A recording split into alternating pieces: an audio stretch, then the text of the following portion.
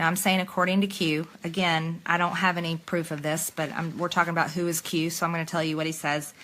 According to him, many in our government are actively worshiping Satan. That's Marjorie Taylor Greene, a far-right conspiracy theorist, a former CrossFit gym owner, and a Facebook status come to life.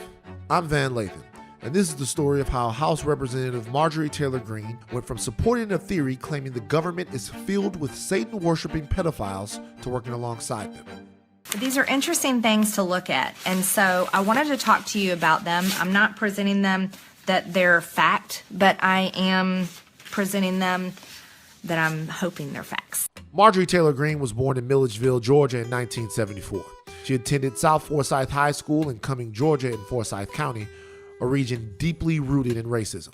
Her formative years were spent in a county stolen from black people in the 1912 campaign that has been called the most successful racial cleansing in U.S. history. After a fatal rape of a white woman, allegedly by two black men in 1912, the county's hostility towards non-white residents began to take shape. Over the next few months, black citizenry in Forsyth was driven out by the thousands. The Daily Beast notes, their schools and churches firebombed, their lives threatened by night riders in hoods and cloaks. Acres of farmland were sold, or more often, simply seized by whites in land grabs. This is a space that didn't delineate white and colored spaces during the Jim Crow era because there were no black residents to marginalize. This rampant racism in Forsyth continued throughout the next several decades as the county stayed nearly all white for over 75 years, much into Marjorie's formative years and teens. In 1987, when Marjorie was in middle school, civil rights leader Hosea Williams and other activists marched twice in Forsyth in an effort to prove black people and white people can stand together.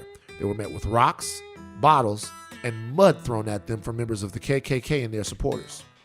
The marchers were clearly outnumbered by their antagonists who lined the road in a scene that looked like something out of America's darker past.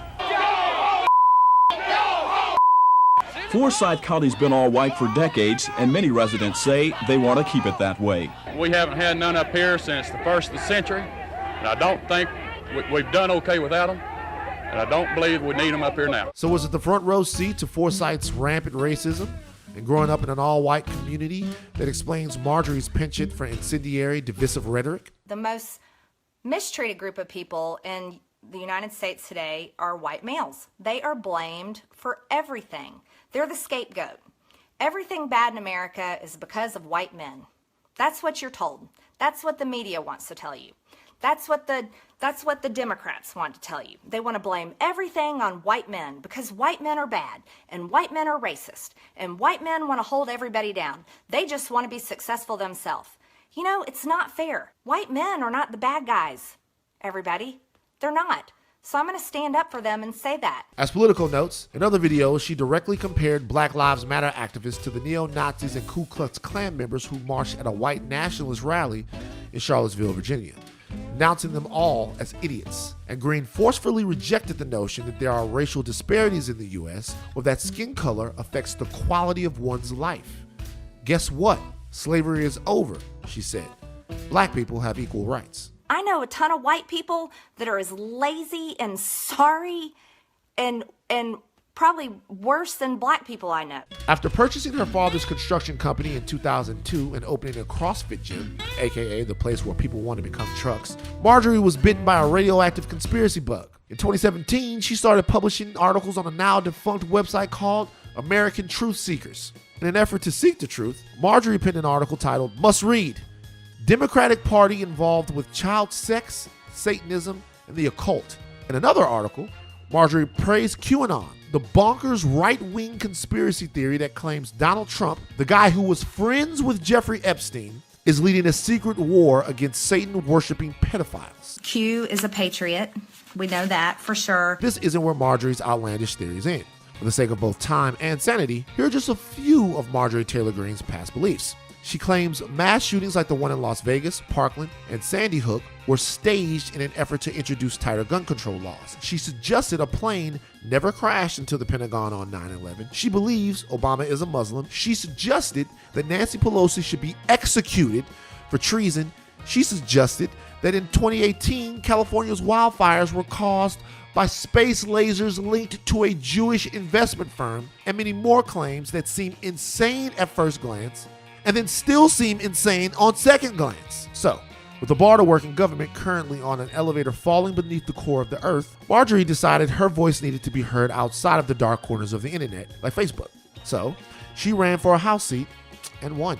Marjorie represents Georgia's 14th congressional district, which has 700,000 residents, 85% of which are white. The New Yorker adds, 3/4 of the district's residents voted for Donald Trump in 2016, and more than 6,000 recently signed a petition to save a local statue of Nathan Bedford Forrest, the first Grand Wizard of the Ku Klux Klan. On Marjorie's first day in office, she wore a mask that read, "Trump won," even though he famously lost.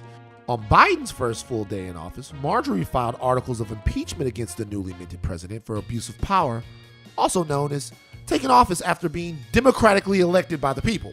But her past and also her present were catching up to her.